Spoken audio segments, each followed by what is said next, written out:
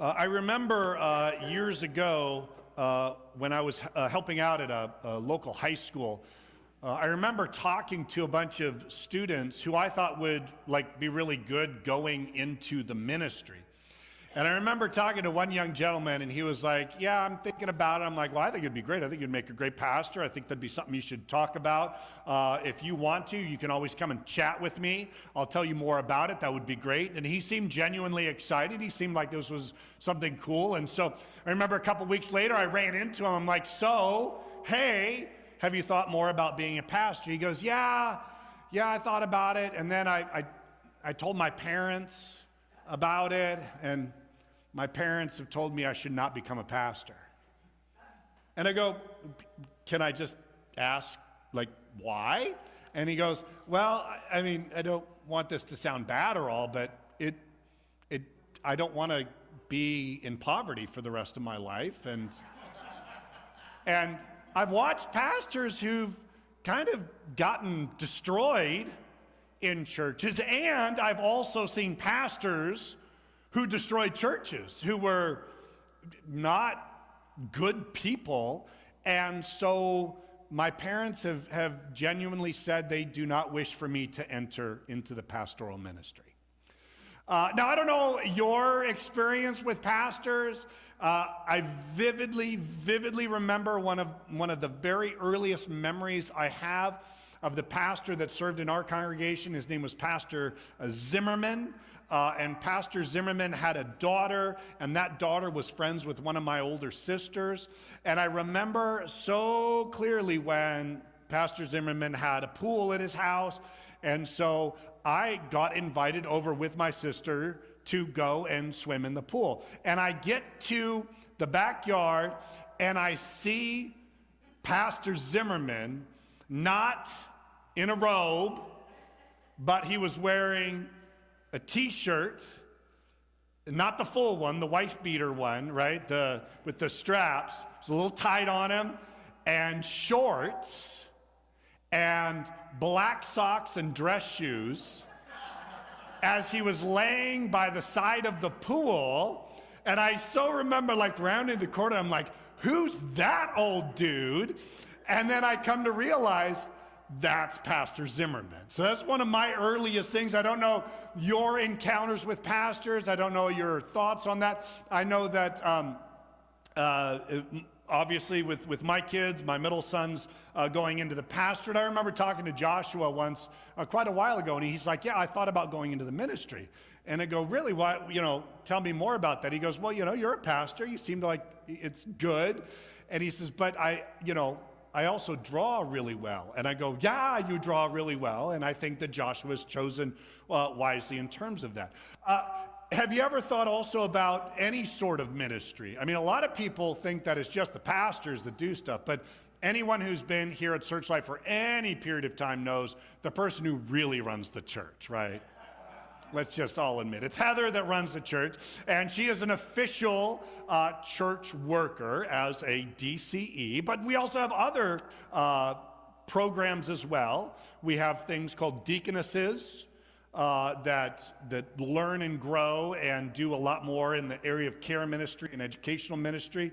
We also have school teachers, not just public school teachers, we also have a lot of private school teachers, and that's really great. Emma, who's leading worship, she's in her student teaching right now, which is great. We also have people who go into the ministry musically, and that's a wonderful thing. Have you ever thought about that? Have you ever thought, is that something that maybe I should even be considering it? Because today we're going to talk about it, and we're going to hopefully encourage some of you to think about this. And again, some of you might be like, well, I'm kind of old. And, maybe you are. Maybe you're a little bit older.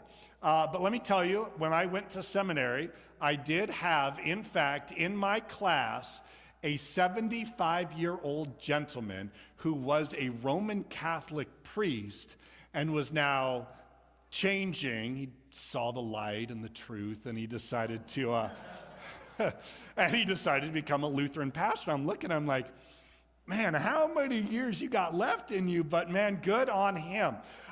1 Timothy chapter 3, the story of Paul and his mentorship of a young man named Timothy, who did, in fact, help bring him into the ministry. He starts off with another one of, this is a trustworthy saying. Remember, there's 3 of them in the book of 1 Timothy, 1 in the book of 2 Timothy, 1 in the book of Titus.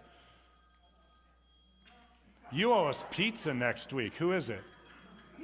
Who is it? Do you want me to answer it? No, you're not. But I can answer it. Is it your daughter, Jenny? That would be hilarious, yeah. She is watching. That'd be a great thing. She's like, ooh, wait, let me call. Yeah. Here is a trustworthy saying. So the 3 of them that hit are really super important. And we're now in chapter 3. We're in the middle of the book. And a lot of people, us in our Western mindset, don't understand the importance of the middle when it comes to early Jewish writings. For us, the middle's kind of boring, right? The middle is just where a story is happening. Who really cares? We need a good beginning and we need a good ending.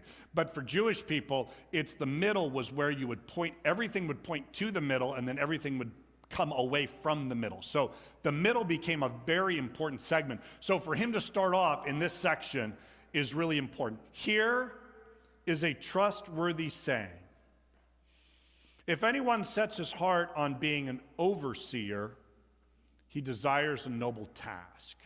Now, as we go through some of these, I'm going to try to give you some definitions as we go, but I don't want to get us caught too much in the weeds of some of these things. Do you have a little text note on overseer? What else could you translate? Or does yours give the original Greek? Bishop, yeah, that's a great one. So from here on out, you shall call me Bishop Manning. That will be fantastic. Church leader, what? Oh, better than overseer, yeah, bishop, yeah. Does anyone, the original Greek, sometimes they'll give the text note of what the original Greek is. It's episkopos. So this is where the Episcopalian Church, it was not named after Joe Piscopo. It was from this text, the Episcopos. So this would be, and it's tough, overseer, bishop, leader. It is supposed to be this concept. Back then, they hadn't fully defined every single thing. I'm surprised that some of the language hadn't been fully fleshed out. But in a different area, Paul talks about the 5-fold gift. I think I talked about this last week. It's really 4: apostle, prophet, evangelist, pastor, teacher. Or you can say pastor, teacher. So this is an overseer. This is someone who is stepping up in some level of leadership. Now again, you might be going, well, who really cares if we read this, because doesn't this just apply to you? And I always like to remind you that all of us at some point or another are going to be in some level of leadership in some way, shape, or form. Maybe we lead a Bible study. Maybe we have kids. Maybe we have grandkids. Maybe we just have a friend group, and that friend group knows that we happen to be some sort of level of religiosity, and so we become that overseer. And what Paul is trying to say, especially whatever is happening in Ephesus, is there is a lack of leadership. And dare I say, I think that that's a problem for a lot of churches and for just kind of Christendom in general. I think we've all watched as pastors have been taken out because of bad things they've done. I fully acknowledge it. I got very fascinated a while ago with, there was a great podcast that came out called The Rise and Fall of Mars Hill, and it was about their pastor, Mark Driscoll, and his kind of rise to fame, his rocketing to fame, and then his subsequent fall. And it's a great reminder for any of us in any form of leadership that we've always got to be watching out. It's good to be going for this. It's good to desire that. In fact, actually, when it says a noble task, the word noble, I like it, but really it's just the word good. Now, I know good for us doesn't really mean a lot. Like, well, how was the movie last night? You'd go, it was good, which means, eh. So they're trying to make sure that you understand that aspiring in some level of being in some sort of leadership, and especially if you go into full-time ministry, you desire something noble. And I think that's really important. But I would also say that it's super important to have lots of leaders within the congregation itself. I remember watching one time as a pastor was explaining this. He says, well, it's really simple. If we want to talk about ministry into the community or ministry to congregations or ministry as a whole, you really have two groups of people, A plus B, and that will equal your C. So you have your A, you have your full-time, part-time, your paid staff. And in most congregations, do you have a lot of paid staff? Not necessarily. Normally it's a small amount because, churches are typically not flowing with a ton of cash. And so there's a small amount of paid staff. And so if you really want to do a lot more ministry, what's really important is to increase the B, the level of leaders doing things in the church and beyond. And again, I don't know if you've thought about this. And I would encourage anyone who, first of all, if you're younger, if you are thinking of going into ministry full time, you desire a good thing. Dakota, you desire a good thing. I don't know if you know, Dakota's going into the ministry, and it's been wonderful talking with him and watching him grow. You desire a good, noble, wonderful thing. There's going to be difficulties. There's going to be challenges. Being a pastor does come with some level of challenge, right? I have to deal with all of you, right? And you have to deal with me. And there's sometimes conflict, and there's sometimes difficulty, and then there's lots of decisions I have to make that have nothing to do with ministry, but have to do with the business of the church. And so it becomes difficult, but it also happens to be one of the most gratifying,